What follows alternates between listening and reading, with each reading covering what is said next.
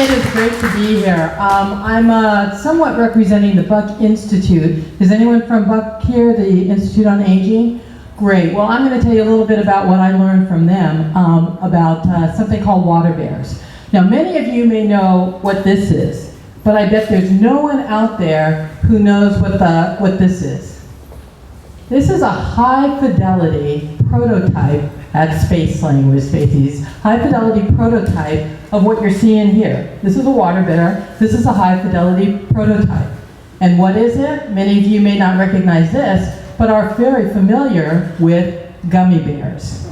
This is about twice the size of what you'll see under a microscope, even bigger actually. But it's a gummy bear. And the reason that I say that is because it truly is high fidelity. And what makes it high fidelity is because I found this a couple of hours ago when I came into the building, right at the doorstep. I forgot to pick it up. At the end of lunch, I know I'm coming up, I went running back over there for my prototype, right? It was still there, untouched. I can't believe it hasn't been stepped on, squished, or anything like that. That's what makes it high fidelity.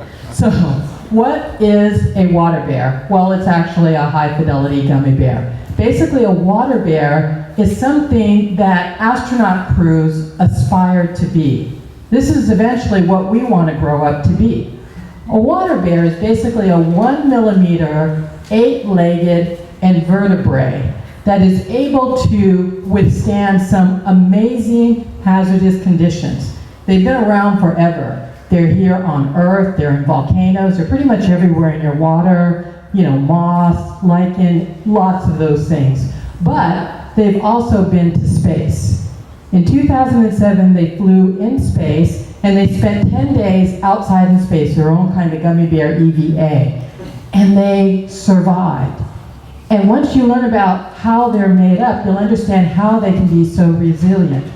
The name water bear actually comes from the fact that they're like bears, they look kind of like bears, but they're also able to hibernate.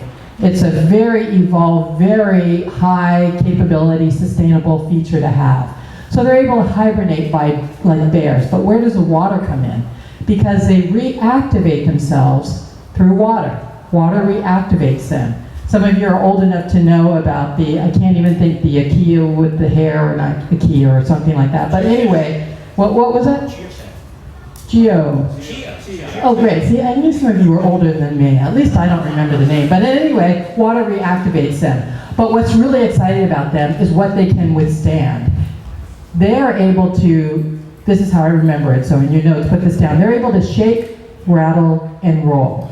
So shake is like shaker tables. They can withstand 4,000 G's worth of vibration. That's pretty impressive right there.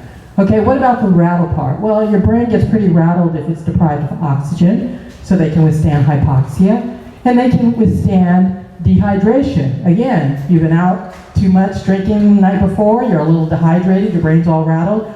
They can withstand that. Not that I'm saying gummy bears drink, but they can withstand extreme dehydration and still be able to come back online. And what about the roll part?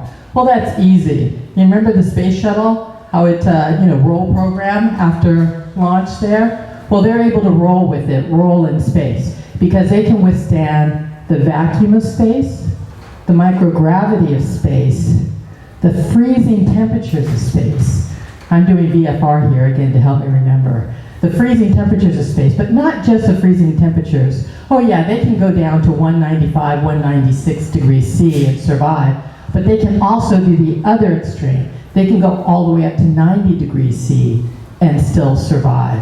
And then finally, radiation. They're radiation hardened. They're able to withstand 4,000 times the amount of radiation that humans are exposed to under normal or safe conditions.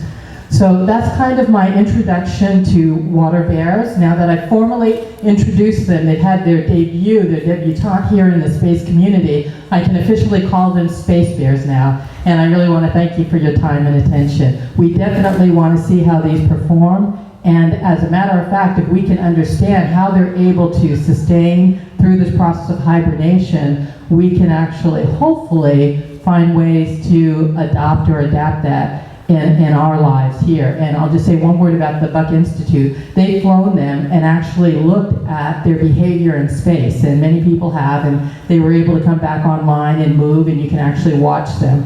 But their genome has never been sequenced. We've sequenced Drosophila, roundworms like nematodes, lichen, things like that, but never water bears.